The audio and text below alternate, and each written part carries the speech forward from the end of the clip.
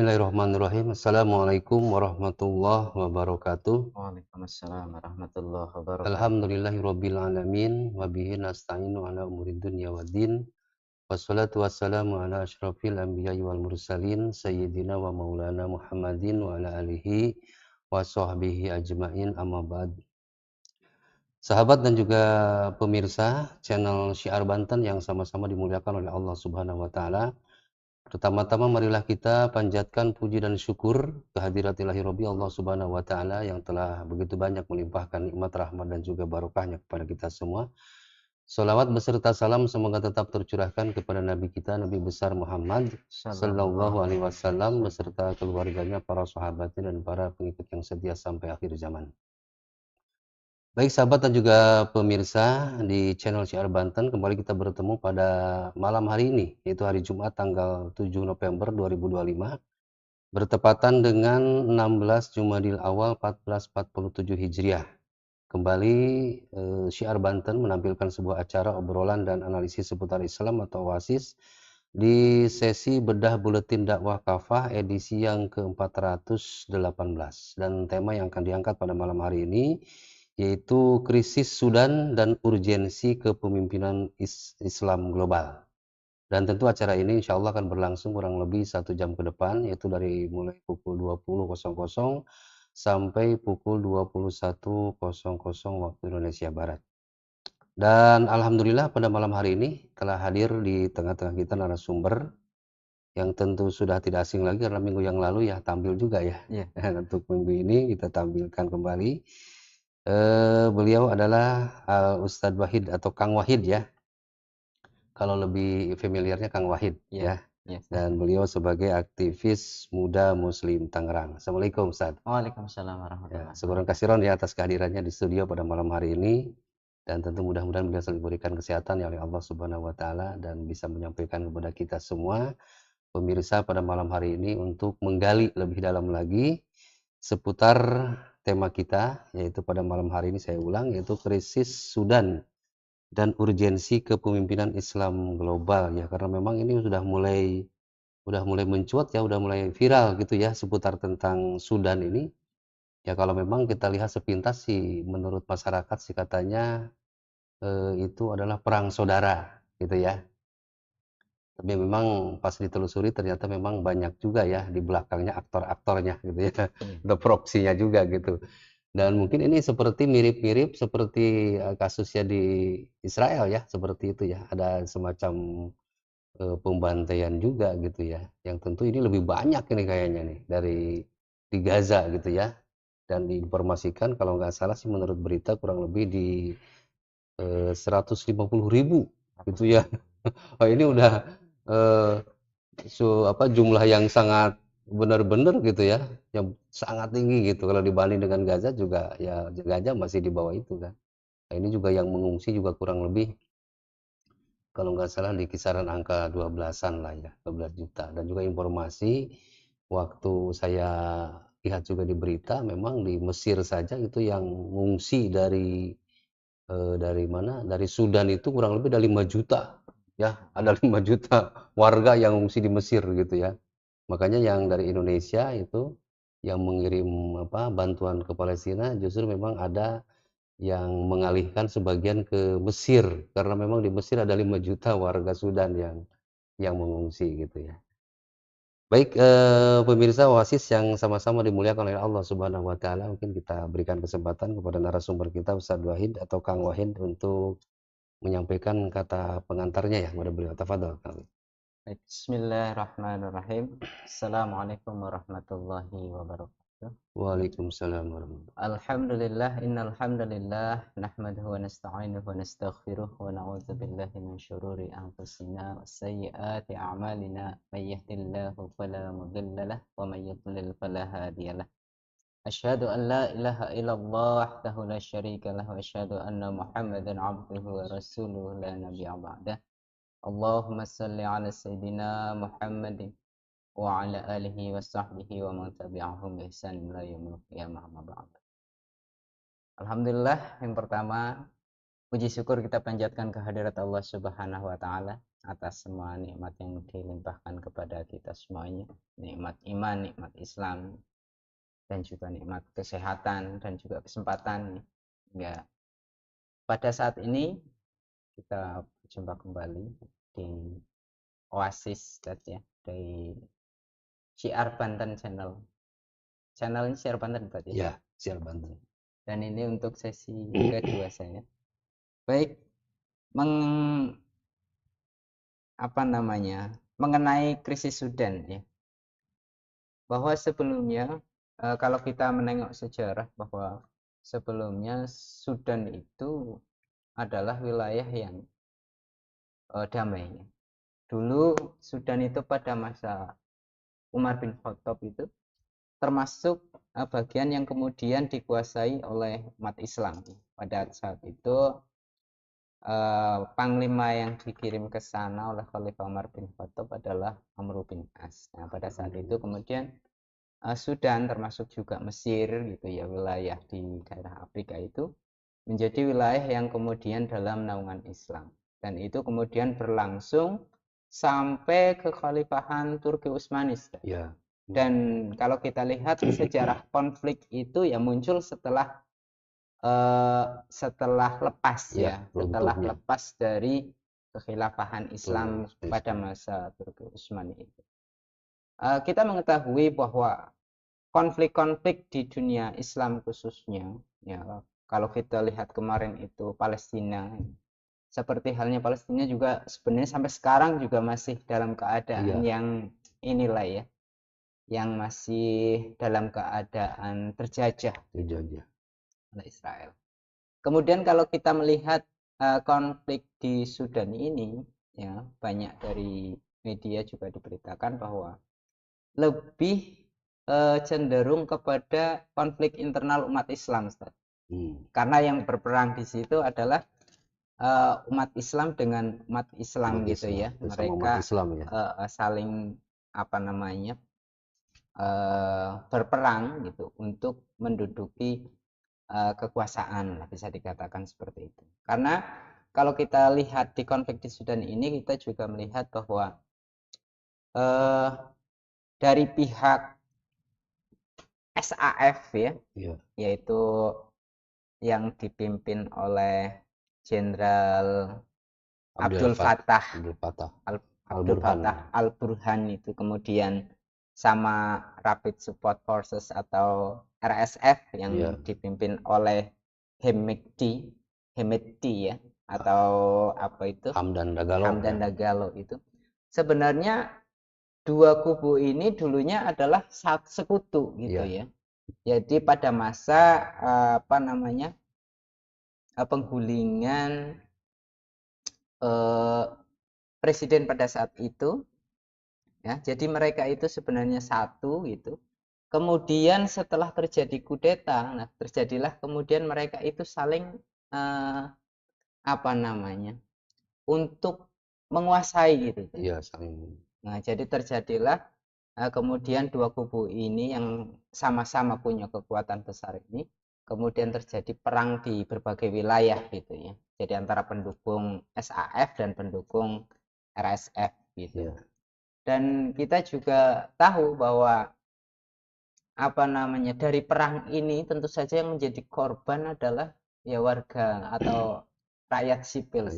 Dan kita mengetahui bahwa korban diberitakan itu mencapai 150.000 jiwa yang meninggal ya. Banyak juga ya. Iya, baik itu dari anak-anak, wanita ya, ataupun para lansia gitu ya. Dan juga yang mengungsi itu juga banyak sekali. Nah, inilah gambaran secara umum ya konflik-konflik di dunia Islam khususnya di Sudan. Dan ini ya kita tekankan kembali bahwa konflik-konflik besar berdarah seperti ini yang terjadi di dunia Islam itu banyak terjadi setelah kekhilafahan Islam itu runtuh ya. Jadi kita pasti secara analisis ya pasti menduga bahwa kerusuhan atau konflik-konflik yang terjadi ini kan biasanya ada berbagai motif di belakangnya. Dan yang paling dominan adalah biasanya masalah ekonomi, Ustaz. Jadi Hmm. kalau kita lihat secara apa namanya eh, kekayaan alam gitu ya di wilayah Sudan ini kan sebenarnya sangat melimpah sekali. Iya, Di situ ada emas ya, yang kalau diperkirakan itu sampai 1.550 ton itu iya. ya. Kemudian cadangan minyak juga yang sangat luar biasa gitu. Nah, ini akan memicu apa namanya perebutan di wilayah itu pasti. Dan apalagi saat ini Sudan kan dalam keadaan bisa dikatakan dalam keadaan kekosongan penguasa gitu ya. Iya. Sehingga berbagai pihak pasti ingin agar bagaimana kepentingannya itu atau bagaimana agar wilayah Sudan ini bisa dikontrol, kemudian tujuannya Hmm. adalah menguasai sumber-sumber Menguasai daya sumber alam. daya. Dan ini juga pastinya bukan hanya dilakukan oleh internal orang Sudan itu sendiri, Hmm. pasti ada di belakangnya itu negara-negara Iya. yang punya kepentingan di situ ya, yang artinya mereka ingin kemudian menggunakan proksi itu, jadi mereka Hmm. terlibat tapi bisa dikatakan itu tidak secara langsung gitu, Iya. tidak secara langsung turun tangan ke sana, tapi mereka kemudian mendukung yang kira-kira nanti kepentingan mereka itu bisa Hmm. terrealisasi ya, Iya. dengan dukungannya itu. Mungkin kira-kira gitu. Ya, syukran kasiron ya kepada Ustaz Wahid tadi ya seputar tentang Sudan ya. Yang tentu kalau sekarang ini memang terlihat seperti perang saudara gitu ya, Yes. perebutan kekuasaan. Padahal sebenarnya mah itu dua-duanya kan berkuasa sebenarnya mah ya. Ya. Dua-duanya berkuasa. Jadi si SAF Jenderal Abdel Fattah itu kan juga dia sebagai penguasa dari militer Sudan gitu ya. Sementara kan RSF itu kan para militernya. Ya kalau di sini mungkin ormas bersenjata gitu ya. Iya. Ormas bersenjata kalau di sini. Ya seperti itu. Ya cuman memang mereka jadi akhirnya berseteru gitu ya. Awalnya itu kan memang ada penggulingan ya. Ya. Ada penggulingan kekuasaan Omar Basir itu ya, tahun 89 kalau Iya, nggak salah. yang beliau itu berkuasa sangat lama ya, Ustaz ya. Iya, iya. Sangat lama. Yang kemudian ya hingga akhirnya terjadi kudeta. Jadi gini, Ustaz. RSF itu yang apa namanya? Yang dipimpin oleh Ahmad eh, Dagalo ya. Dagalo. Iya. Kemudian ada SAF ya, yang dipimpin oleh Abdul Fattah Burhan. Nah, RSF sendiri sebenarnya bukan militer resmi awalnya. Awalnya gitu ya. Iya, jadi memang pada saat Presiden siapa tuh Basir ya, Omar Basir. Umar Basir Omar itu Al-Basir. berkuasa di akhir-akhir masa kekuasaannya, memang sudah mulai banyak pemberontakan gitu Iya, di iya. daerah-daerah. Nah, untuk meredam ini, pertama kali yang diterjunkan adalah SAF ya, Iya. pasukan intinya. Mm-mm. Nah, kemudian ternyata pemberontakan ini menyebar di berbagai wilayah. Kemudian Presiden Basir itu kemudian membentuk RSF RSF ya. untuk apa namanya? Untuk menanggulangi pemberontakan itu yang Hmm. tidak bisa diatasi sendiri oleh Mm-mm. SAF. SAF. Iya, Ya, memang seperti itu ya awalnya ya. oh, Jadi terbentuklah RSF itu ya. iya, Awalnya kan memang namanya bukan itu kan ya. iya, Kalau nggak salah Janjaweed itu ya namanya itu kalau nggak salah. Nah itu yang RSF itu. Nah memang kalau saya pernah membaca itu kan di Sudan itu saya juga kaget juga ya. Ternyata di Sudan itu yang namanya kudeta itu sampai 20 kali gitu ya. Terjadi 20 kali. Dan memang sebelum sebelum menggulingkan Omar Bashir sebagai presiden di tahun 89, nah ternyata Omar Bashir juga yang jadi presiden itu juga menggulingkan juga tuh. iya, akibat dari kudeta Menggulingkan juga. penguasa sebelumnya Mm-mm. juga gitu. Jadi memang kalau di total-total katanya sampai 20 kali ya. 20 kali penggulingan kekuasaan. Jadi memang di sini kalau hanya sekedar untuk berkuasa seperti di kita ya, berkuasa karena ingin mendapatkan uang yang banyak atau korupsi, ya mungkin nggak terlalu seperti itulah, sampai habis-habisan gitu mereka. Mungkin karena memang ini ada kekayaan alam yang melimpah kali ya, Iya, ada kekayaan alam yang melimpah yang tentunya mereka itu sampai berebut gitu. Padahal kan tadi dikatakan oleh Ustadz Wahid bahwa penggulingan Omar Bashir Basir. itu kan memang berdua itu, ya. bekerja sama berdua tuh Ya, antara SAF dengan RSF. Tapi pada saat sudah terguling, dan nah, mereka nah itu justru malah mereka juga jadi akhirnya saling saling memperebutkan gitu ya, gitu. Jadi mungkin itu karena memang kekuasaan ataukah memang kekayaan alam yang banyak gitu ya? ya, Eh, yang jelas kalau motif dari yang tadi di awal disinggung ya untuk perebutan kekuasaan itu karena di situ bukan hanya kepentingan dia sebagai kemudian ingin menguasai ya, iya, tapi memang di belakangnya juga ada negara-negara barat yang kemudian memberi dukungan, mhm, yang mana negara barat inilah yang kemudian punya kepentingan besar di situ. mhm, Nah, kita bisa katakan di sini ada keterlibatan Inggris gitu ya. iya, Atau yang kemarin itu yang apa kita sering dengar yang vokal itu yang maksudnya mendukung secara langsung kita lihat itu kan ada UEA gitu iya, ya. UEA, Iya. Tapi pada faktanya kan di belakang UEA itu ada siapa kan begitu iya, kan. iya, Nah, ternyata ke apa namanya ke negara barat juga. Dan di sini kemudian apa dari Inggris ini kan pada awal konflik di wilayah Sudan memang Inggris itu menguasai wilayah yang cukup luas kan, iya, iya, pada mulanya. Tapi kemudian eh, ada keterlibatan negara lain dalam hal ini adalah Amerika yang kemudian mhm, pengen mengurangi eh, istilahnya apa ya kekuasaan Inggris di situ agar iya, bagaimana kepentingan Amerika kemudian bisa lebih lebih bisa mengontrol lagi wilayah iya, Sudan ini iya, khususnya ya karena mhm. motifnya jelas adalah ekonomi tadi. Ekonomi, ya. Jadi mungkin motifnya seputar kekayaan alam itu Kekayaan kali ya, alam ya. bagaimana caranya bisa menguasai kekayaan alam ya. Jadi memang tadinya kan awalnya yang menguasai itu Inggris gitu ya, yang Betul menguasai tadi. Inggris, dijajah oleh Inggris dan setelah itu mungkin, nah mendesak ya Amerika Serikat mendesak kepada Inggris untuk supaya dimerdekakan ya. Jadi merdekakannya itu bukan bukan ada itikat baik mungkin ya dari Iya, Amerika, karena memang Amerika juga ingin mendekati bagaimana caranya kan, iya, mendekati, bagaimana Sudan itu bagaimana supaya Sudan itu menjadi kompradornya Amerika gitu ya. Kalau masih dijajah kan susah gitu ya. Ya tapi juga ini kita lihat lagi-lagi Inggris lagi gitu ya. Untuk Palestina yang juga dulu iya. sampai sampai apa, bermasalah dengan Israel itu kan awalnya memang Awalnya Inggris gitu Inggris. ya. Iya, Jadi mungkin ini biangnya itu selalu Inggris gitu. Nah, sekarang Sudan juga sama gitu ya. Sudan juga sama gitu Inggrisnya. Nah, ini yang jadi masalah ini Ustadz ya, seputar tentang rakyat sipil gitu yang dibantai. Ini kan banyak pertanyaan juga. Ini sebenarnya mah kan dua kubu yang bertikai antara SAF dan RSF ya, dalam rangka yaitu mungkinlah perebutan lah ya, istilahnya seperti itu. Nah, kenapa kok nggak berkonfrontasi dari awal sampai akhir tuh dia terus gitu ya antara dua itu. Tapi ini kok kenapa sampai membantai masyarakat gitu ya.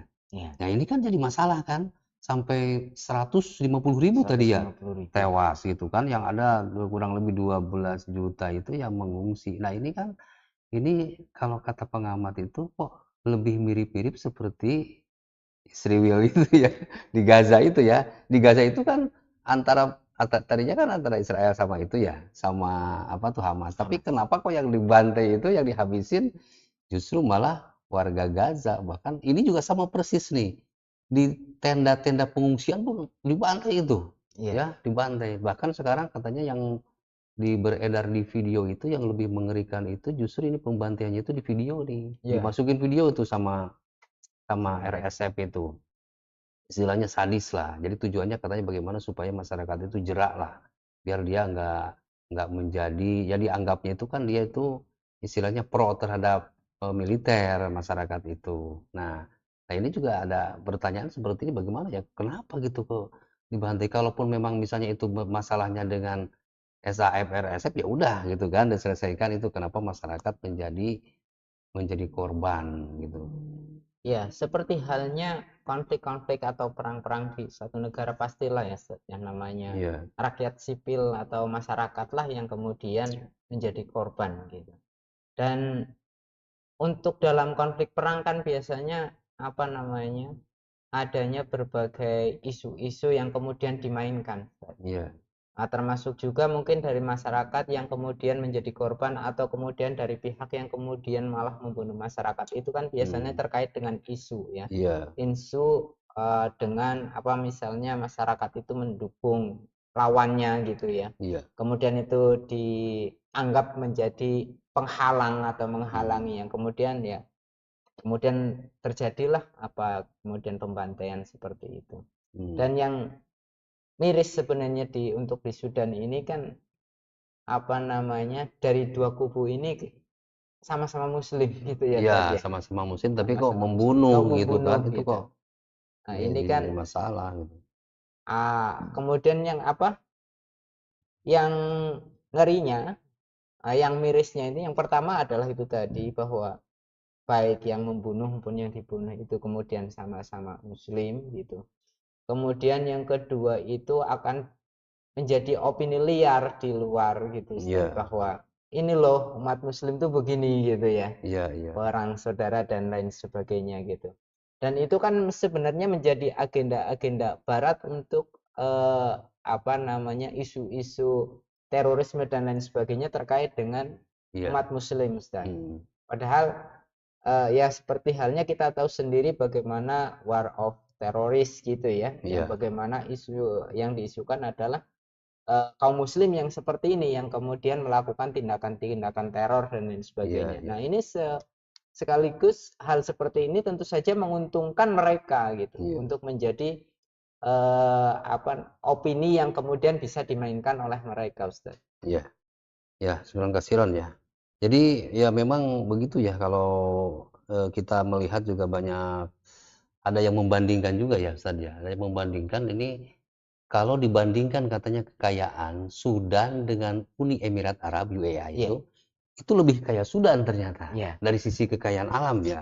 Ya tadi kan 1.550 ton itu emas sudah Mas. berapa harganya gitu kan. Dan juga di situ ada apa, ada minyak ya, Iya, ada minyak bumi gitu ya, terus ada uranium juga yang terbaru tuh, yang ditemukan uranium, itu untuk bahan, ini ya, nuklir gitu nuklir. kan. Nah itu sebenarnya mah kalau dihitung katanya kekayaannya itu justru melebihi Uni Emirat Arab. Tapi kan Uni Emirat Arab itu udah kaya apa kekayaannya, sampai masyarakatnya kan makmur kan. Iya, Ya istilahnya kalau ada orang bilang ya mobilnya aja mobil-mobil mewah itu udah dipakai untuk, ini katanya ke sawah, ke ini, ke ladang gitu, padahal mobilnya mobil-mobil mewah. Nah itu, tapi di Sudan tidak terjadi nah, gitu. Di Sudan itu masyarakat itu miskin itu, ya masyarakat miskin, tetapi sebenarnya kekayaan alamnya melimpah. Nah ini saya juga gitu, ini juga ya, kita heran juga gitu. Kalau Indonesia kan wajar lah ya, kalau Indonesia karena memang diserahkan secara sukarela, itu kan. Seperti misalnya di Papua kan diserahkan secara sukarela. Jadi yang lain mah kalau negara-negara lain tuh sampai sampai perang saudara iya, gitu untuk memperebutkan emas ini gitu ya. Ini 2 gunung emas di Papua diserahkan secara sukarela iya. ya. Jadi saya pernah berdiskusi dengan salah seorang Ustaz ya, terkait dengan konflik-konflik di negara muslim gitu. Eh, Cenderung konflik di negara muslim itu kan cenderung terjadi di wilayah negara muslim yang kekayaan alamnya Nah melimpah itu gitu kan. ya, ya seperti Indonesia juga Ah, begitu.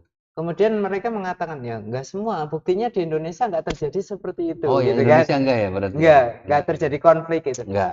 Terus saya bilang ke sana, untuk konflik itu untuk menciptakan sebuah konflik dari negara yang punya agenda menjajah atau menguasai itu perlu modal yang sangat besar, Pak, saya Iya, bilang. iya.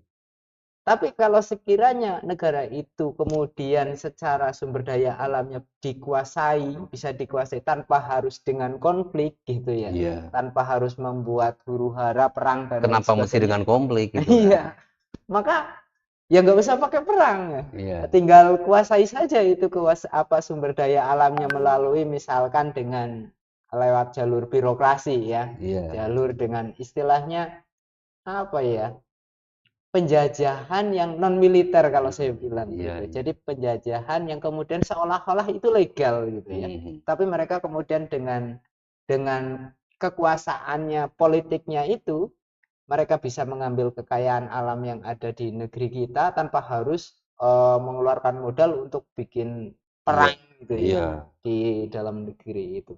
Jadi kalau beda dengan wilayah Sudan gitu. Iya. Karena di sana kan terjadi perebutan ya, bukan hanya satu negara tapi dan sebenarnya bukan Inggris saja yang sebenarnya dulu menjajah di Sudan ya. Sudan ya. Banyak itu, ada Prancis, ada Jerman Jerman ya, ya. termasuk juga Belanda ya. Belanda. Itu juga terlibat. Memang tapi untuk wilayah-wilayah Sudan sendiri yang banyak dikuasai emang Inggris ya, yang paling banyak.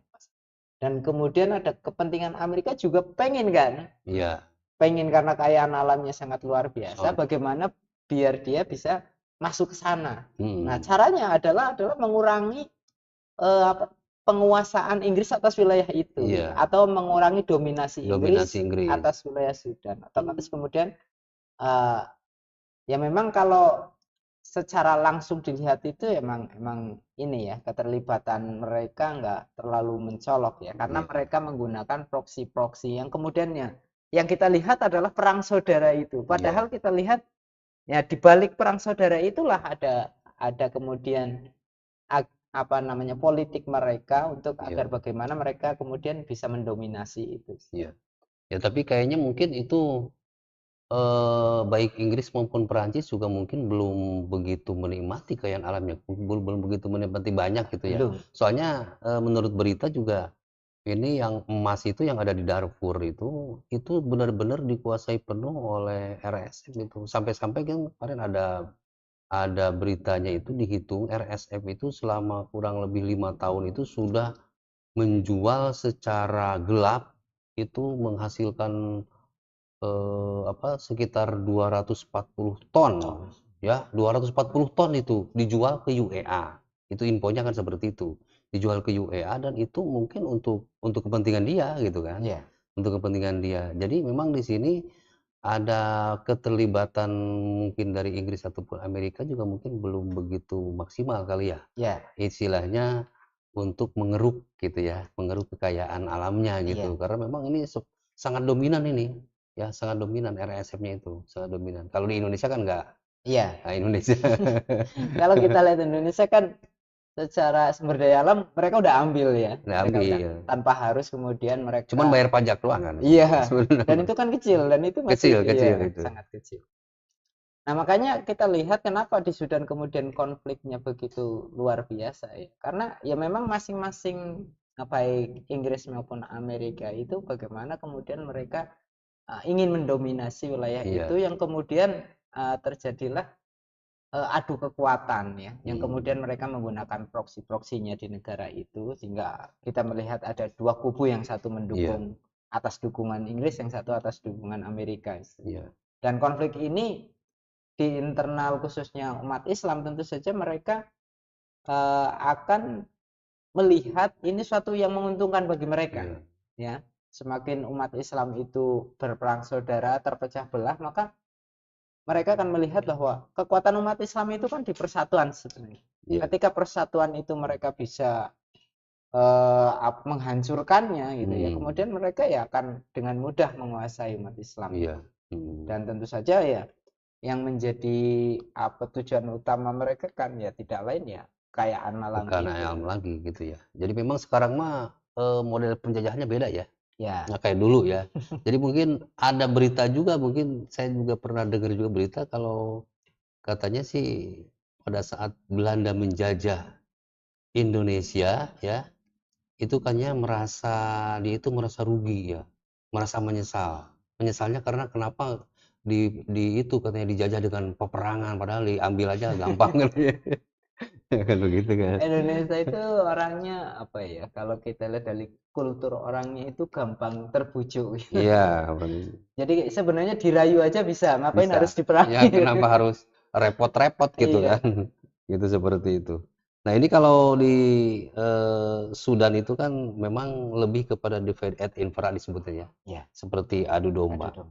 Nah ini kan karena RSF itu sudah menguasai wilayah di Al-Fasher itu di Darfur itu ya. Darfur. Di Darfur sementara kan yang satu lagi SAF ya.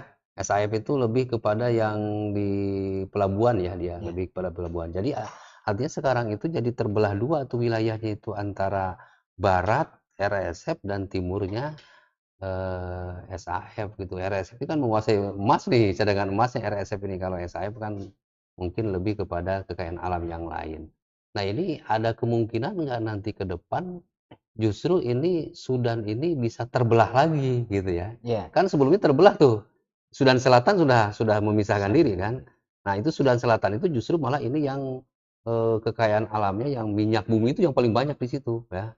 Yang tadinya waktu bersatu masih Sudan itu kan kekayaan alam dari minyak itu sudah mendominasi sehingga emasnya itu memang belum Belum. dieksplor pada saat itu. Nah, setelah ini memisahkan diri jadi Sudan Selatan ini akhirnya kekayaan alamnya cuman sedikit tuh yang tadinya 500.000 barrel per hari. Nah, jadi Sudan itu jadi cuman 10.000 kalau nggak salah. Ya. 10.000 barrel per hari gara-gara memang nah memisahkan diri nih Sudan Selatan. Nah, setelah itu kan dieksplor lah emas ya dari RSF dan juga SAF sama-sama ternyata sekarang itu sudah hampir kurang lebih katanya sampai 50.000 ton per tahun itu. Tahun. Per tahun itu 50.000 ton udah tadinya kan cuma 5.000 tuh. 50.000 ton. Nah, ini ada prediksi kira-kira bisa terpisah lagi nggak antara barat dengan timur ini kan timur kan SAF, barat sudah RSF. Jadi nanti bisa jadi Sudan Timur gitu, Sudan Barat.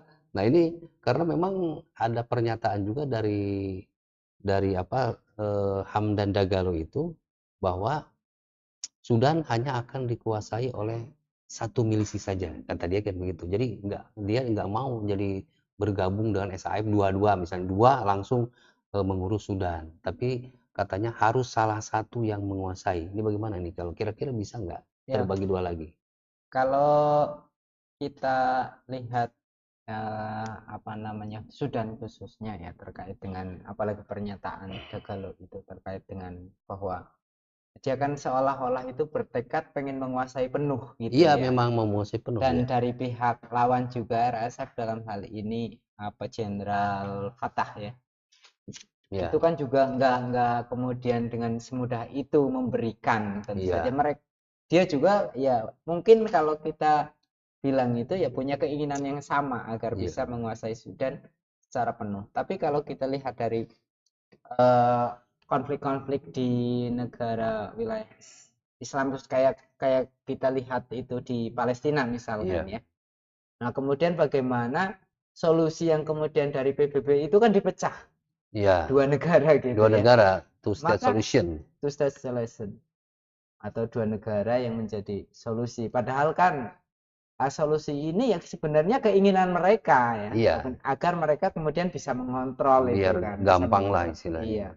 Nah, tidak menutup kemungkinan Sudan ini juga bisa aja menjadi seperti itu, Tad. Kalau kemudian kasus Sudan ini diambil alih oleh PBB, kalau prediksi saya ya, misalkan Hmm. kemudian diambil alih oleh PBB, maka solusinya adalah Dua dua dua dua kubu negara, itu dua iya iya, dibagi dua dibagi gitu. dua lagi. Pasti Berarti iya. jadi total jadi 3 berarti ya dengan Iya, Sudan Ustaz. Selatan.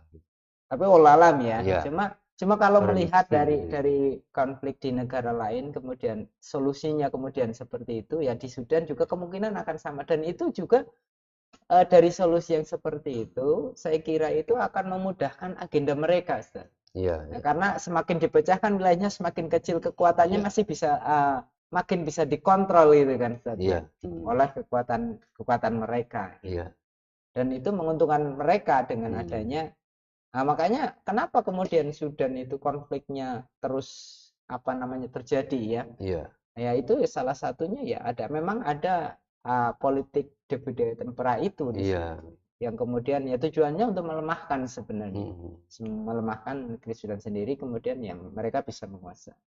iya. Ya jadi begitu ya, bisa jadi ya, Bisa ya jadi, bisa jadi bisa jadi. kemungkinan ke depan, karena memang melihat gelagatnya itu kan saya dapat beritanya itu memang 20 kali kudeta ini. Ini banyak banget gitu ya, 20 kali kudeta ya tidak menutup kemungkinan, soalnya kan pada saat, tahun 1989 itu kan itu Omar Basir itu mengkudeta pemerintahan sebelumnya, Sebelumnya ya 89 terus dia berkuasa sampai 2019. Nah, 2019 itu dikudeta sama kelompoknya itu kelompok tuh, ini. RSF ya, Ya, sama SAF itu. yang padahal tadinya bentukan dia Bentukan dia sama itu, bentukan dia untuk mengamankan posisi dia pada posisinya sementara awalnya ya. akhirnya dihancurkan juga. Nah, setelah itu kan ada pemerintahan transisi Nah, itu, ya, transisi dari 2019 ke 2022. Nah, itu memang sipil tuh yang berkuasa, transisi. Nah itu kan berdasar kesepakatan 3 itu tuh, jadi RSF, SAF, sama transisi. Nah, itu terbentuk tuh pemerintahan transisi. Tapi itu tahun 2021 dikudeta lagi tuh, transisi itu. Sama berdua juga tuh, SAF sama RSF dikudeta juga tuh. Nah, sekarang sudah si transisinya sudah hancur. Nah, pada saat kosong pemerintahan, justru ini malah jadi ratusan. pertikaian. Pertikaian antara SAF dan RSF kayaknya sih nggak bakalan selesai gitu ya. Terus Iya, nambah terus gitu. Jangan-jangan nanti kalau sudah dibagi dua, SAF ada lagi sempalannya gitu. Dipecah lagi gitu. Itu bisa jadi kemungkinan seperti itu ya. iya, Ustaz. Eh, ya inilah fakta sekarang ya, di khususnya di dunia Islam, bahwa apa namanya, konflik-konflik yang kemudian menjadi konflik besar yang berdarah-darah, yang Iya. mana konflik-konflik tersebut juga yang menjadi korban adalah umat Islam itu sendiri.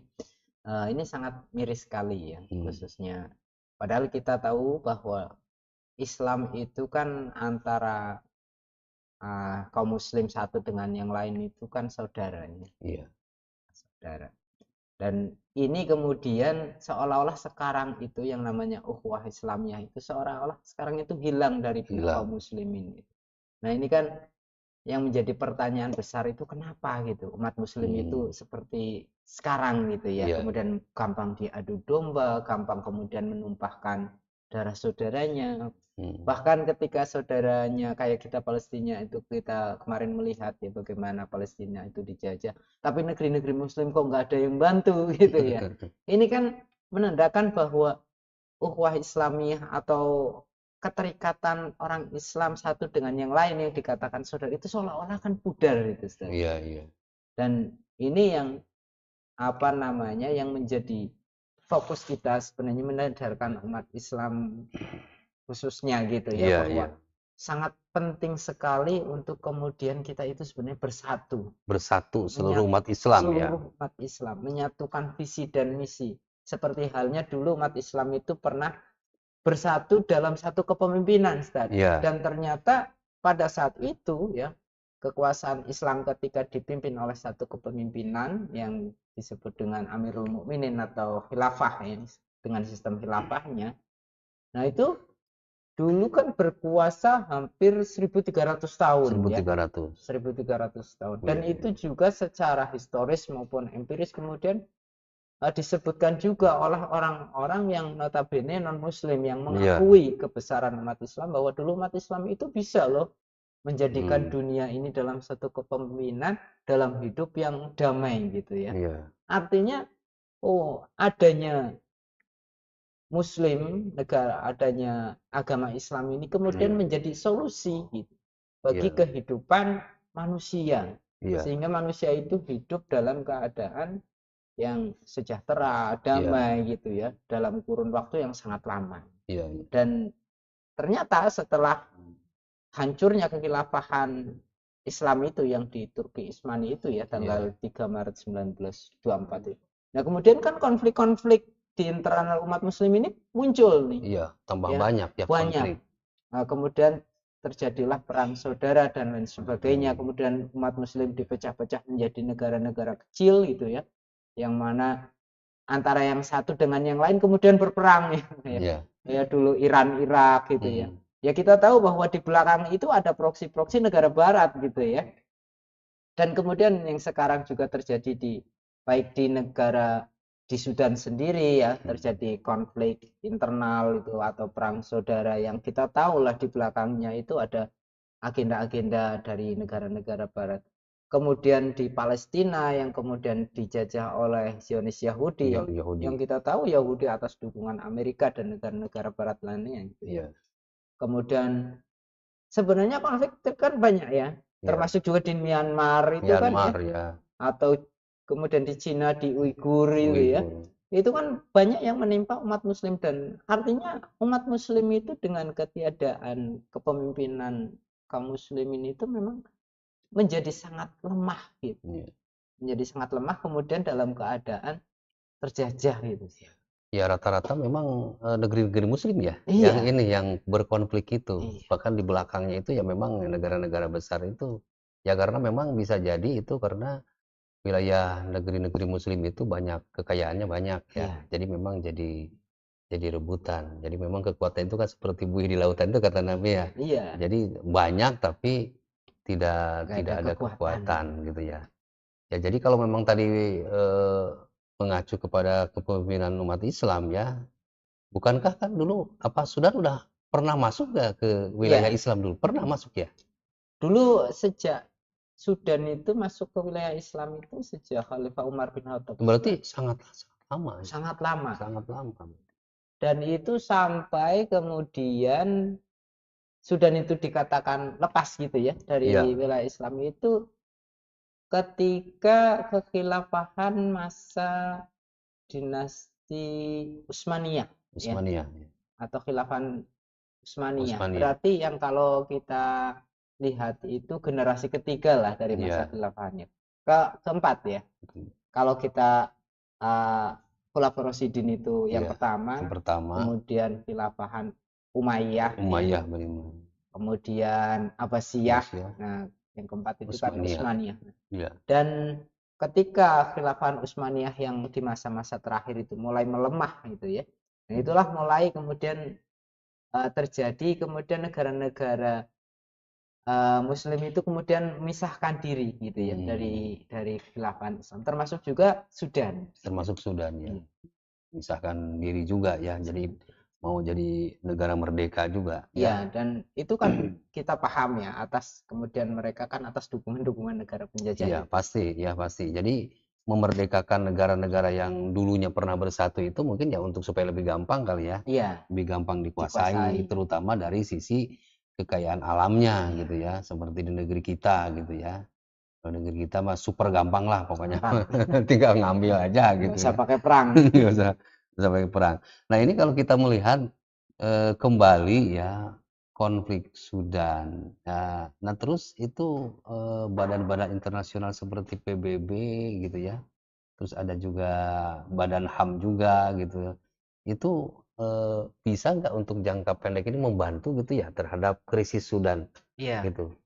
seperti halnya krisis Sudan ataupun krisis di negara-negara lain. Dan sebenarnya kita sebagai umat Muslim itu ya kita sebenarnya ada salah persepsi ya, kayak Iya. salah pandang terhadap negara Barat gitu. Hmm. Seolah-olah negara Barat itu dewa penolong gitu, Iya, dewa menolong penolong kita umat ya, Islam. menyelesaikan problem Iya, kita gitu. jadi ketika ada konflik itu seolah-olah rujukannya ke sana. Padahal kita tahu sendiri bahwa mereka itu sebenarnya buat masalah itu. Iya, Seperti halnya kita lihat kalau kita kembali ke masalah Palestina misalkan ya, iya, adanya Israel di situ. Siapa yang kemudian awalnya Israel itu kemudian ada di Palestina? Kan atas Inggris iya kan Inggris juga awalnya. gitu ya. Negara mereka juga. Kemudian ada restu dari PBB juga adanya negara Iya, Israel.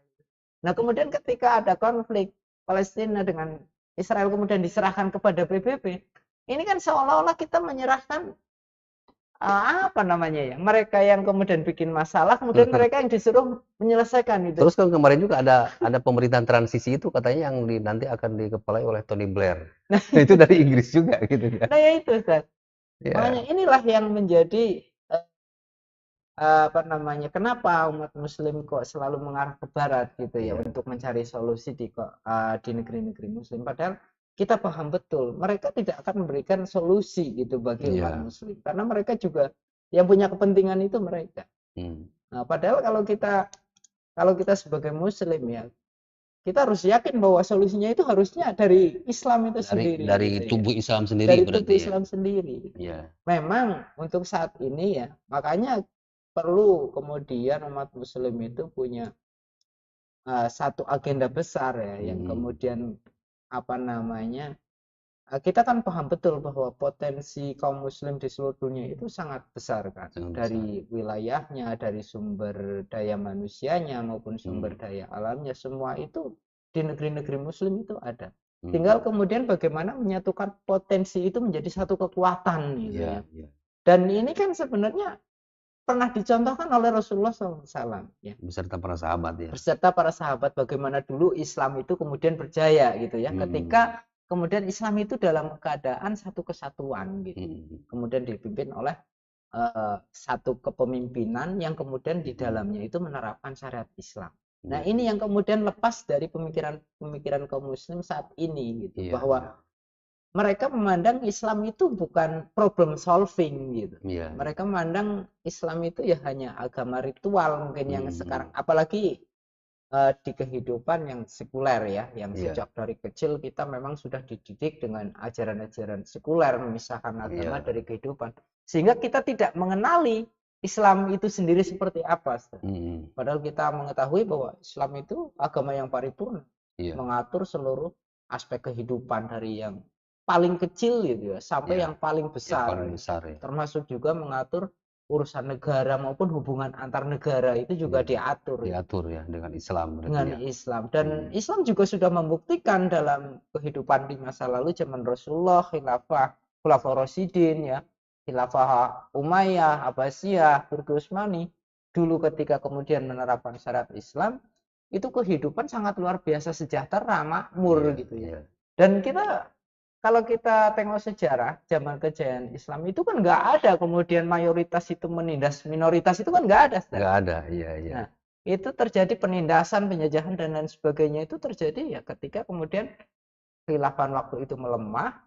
Nah, kemudian hingga akhirnya bisa dibubarkan ya dengan ya tentu saja agen mereka juga ya yang kemudian menyusup, dan mereka perlu waktu yang sangat lama loh untuk menghancurkan khilafah itu. Jadi nggak sebentar kemudian, karena memang kekuatan khilafah itu dulu sangat luar biasa. Butuh ratusan tahun gitu ya. Ratusan tahun untuk mengalahkan itu ya. Jadi memang karena mungkin sekarang juga jadi berhati-hati. Jangan sampai muncul lagi mungkin begitu ya. Ya, jadi memang seperti itu ya kurang lebihnya ke konflik di Sudan itu. Padahal Sudan juga dulu pernah menjadi bagian dari itu ya. Bagian dari Islam. Jadi mungkin ya karena memang generasinya sudah nggak ada mungkin ya dulu ya. Jadi semua juga sekarang di negeri-negeri kaum muslimin juga tetap ya nasionalisme ya. Nasionalisme gitu ya. Nah, jadi meskipun di negara sekecil apapun, kalau negara yang mayoritas muslim itu selalu terjadi konflik gitu ya. Saya juga bingung juga, ada konflik terus gitu ya. Palestina di mana gitu ya, di negeri-negeri yang ya jumlah penduduknya nggak terlalu banyak juga. Ini juga kan sebenarnya mah nggak begitu banyak, 50 juta jiwa ya Sudan itu ya. Kalau dibanding dengan Indonesia kan 200 lebih ya. 200 lebih. Padahal ini dari luas wilayah katanya kan ini lebih luas Sudan ya dibanding Indonesia, karena memang kan banyak gurunnya mungkin ya kalau di Sudan ya. Cuman memang kalau cirinya negeri muslim itu kalau sekarang seperti itu ya. Jadi selalu bertikai, selalu saling memperebutkan gitu. Gampang diadu domba. Ini yang unik itu memang kalau kita melihat sang penjajah nih misalnya, penjajah ya, seperti misalnya Inggris, Perancis ya, terus Amerika ya. Jadi kayak Sudan aja. Jadi dulu Sudan di bawah pengaruh Inggris dan sekarang lebih kepada Amerika dan juga Rusia mungkin. Tapi itu tidak terjadi ini ya, tidak terjadi konflik antar mereka. Bagus itu. Jadi perebutan kekuasaan itu mengalir begitu aja gitu. Saya dari Inggris, Sudan ternyata dipegang oleh Inggris. Nah, Inggris agak melemah, langsung ditarik sama Amerika. Itu kayaknya gampang aja gitu ya. Bergiliran ya. Seperti bergiliran. Mereka tidak ada konflik, padahal mereka itu menguasai seluruh dunia loh ya. Inggris menguasai seluruh dunia dulu kan, Amerika sekarang hampir mungkin seluruh dunia dipegang sama dia. Nah, tapi itu minim konflik gitu. Tapi kenapa di negeri kita yang sangat kecil ya, itu konflik itu banyak gitu ya. Ya. Pada dasarnya mereka itu punya agenda ya, agenda besar mereka. Jadi kalau kita melihat ya bahwa Islam itu adalah ancaman gitu bagi mereka ya. Maka bagaimana caranya agar mereka itu bahu membahu agar bagaimana kemudian seperti halnya dulu mereka menghancurkan khilafah gitu ya, atau sistem ya kepemimpinan Islam itu mereka bekerja sama. Dan kemudian agar bagaimana mereka membentengi agar umat Islam itu tidak kembali lagi seperti dulu gitu. Mereka juga butuh kerjasama gitu. Jadi bisa dikatakan Islam itu akan menjadi apa namanya ya, musuh yang sama bagi mereka ya. Iya. Kemudian mereka dengan segala cara menghalangi bersatunya umat Islam, Iya. dan yang menjadi sasaran tentu saja ya negeri-negeri muslim. Iya, betul. Jadi mungkin, kalaupun ada misalnya ya, kalaupun ada satu negara yang mengadu domba mereka, mengadu domba misalnya Amerika, mungkin bisa terjadi juga misalnya mungkin juga gitu kan. Ya karena umat Islam itu kenapa selalu dia itu terjadi konflik, perebutan kekuasaan dan itu mungkin karena kan ada yang mengadu domba Iya, kan, gitu ya. Dan mungkin kalau misalnya Inggris atau Prancis, negara-negara besar itu ada yang mengadu domba mungkin sama juga gitu kan. iya, Bisa jadi gitu bisa kan, jadi. bisa Iya. jadi sama seperti itu gitu ya. Cuma kan biasanya kalau kita melihat orang yang mengadu domba ini kan punya agenda jahat. Iya Sedangkan betul, yang punya agenda jahat itu mereka. mereka kan, Jadi mereka yang mengadu domba. jadi nggak ada yang lebih jahat lagi mungkin.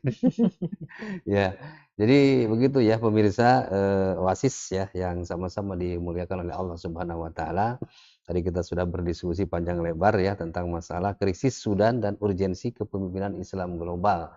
Dan tentu tadi sudah disinggung oleh beliau seputar solusi ya, Iya, daripada bagaimana supaya Islam ini bisa bisa bersatu, jangan sampai terjadi pertikaian hanya untuk memperebutkan emas. Ya, karena emas itu kan benda mati nanti juga ditinggal, betul. ditinggalkan gitu kan. Seperti itu. Baik, sahabat dan juga pemirsa Oasis, mungkin karena waktu ya, kurang lebih sekitar 5 menit ke depan, jadi kita beri kesempatan sedikit ya mungkin untuk Ustadz Wahid memberikan closing statement-nya ya, ya seputar tentang Sudan, tafadhol. Baik. eh, jadi sebenarnya konflik-konflik yang terjadi di negeri-negeri kaum muslim ya, termasuk juga yang sekarang kita bahas di Sudan, ya tidak menutup juga konflik di negara lain, ada di Palestina, di Uyghur gitu ya. Uighur ya, di Uighur di Ugil. Cina atau juga di Myanmar. Itu kan bagaimana kemudian umat muslim itu menjadi korban, baik itu umat muslim yang dijajah maupun kemudian atau di Sudan sendiri terjadi perang saudara ya, lagi-lagi yang menjadi korban adalah umat muslim. Nah, ini fakta yang sekarang ada di hadapan kita ya, dari apa.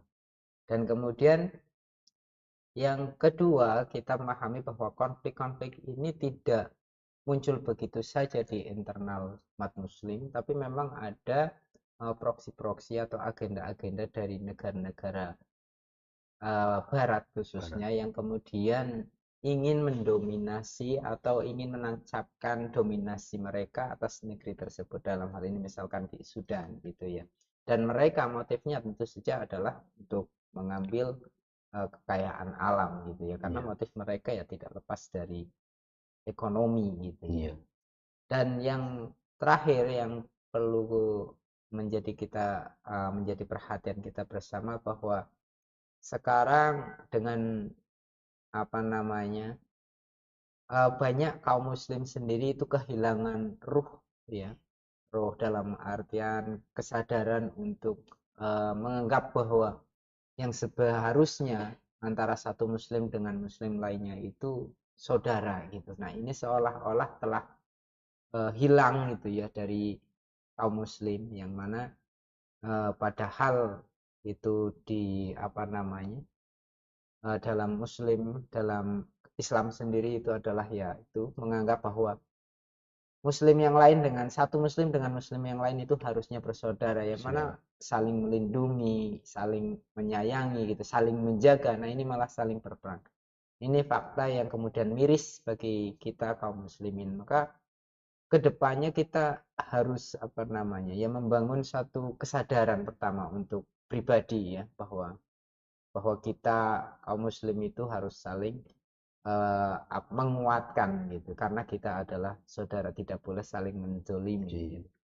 Kemudian yang terakhir adalah bagaimana kemudian kedepannya umat Islam itu tidak terjadi hal yang demikian, maka persatuan umat Islam itu harus diwujudkan sebagaimana dulu zaman Islam berjaya gitu ya, zaman Rasulullah, zaman sahabat, ataupun zaman masa kekhalifahan Islam, itu umat Islam itu bisa punya apa namanya kedaulatan, punya peradaban yang sangat agung ya, punya kehidupan yang rukun gitu, yang bersatu, kemudian dalam kekuasaan yang sangat luas, dalam kalau bisa dibilang menjadi negara adidaya pada saat itu.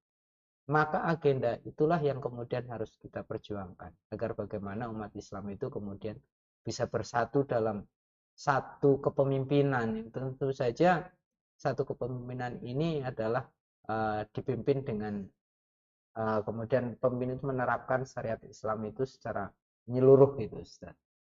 Ya mungkin itu sih. Ya, syukron kasiron kepada Ustadz Wahid ya, beliau sebagai aktivis muda Muslim Tangerang yang tadi sudah menyampaikan di closing statement secara lebih menggamblang lagi ya seputar tentang bagaimana solusi Islam untuk menghadapi krisis-krisis yang ada di seluruh dunia, terutama yang sedang viral saat ini itu di Sudan ya. Jadi mudah-mudahan juga masalahnya di sana selesai, dan mungkin untuk solusi komprehensifnya ya mungkin itulah yang tadi ditawarkan gitu ya, istilahnya solusi tentang Islam ya. Islam menjadi agama dan juga sekaligus sebagai pengatur ya di dalam kehidupan. Betul, Ustaz.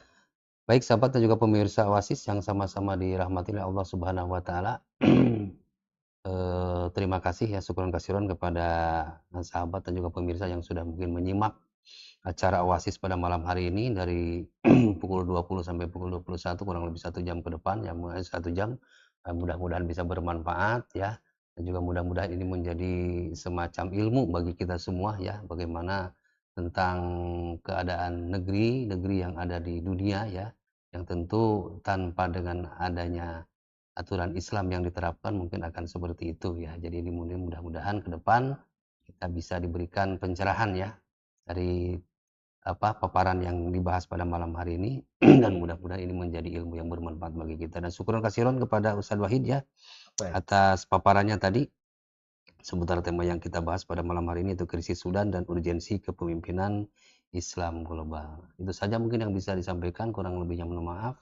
Akhirul kalam wabillahi taufiq wal hidayah. Wassalamualaikum warahmatullahi wabarakatuh. Waalaikumsalam warahmatullahi wabarakatuh.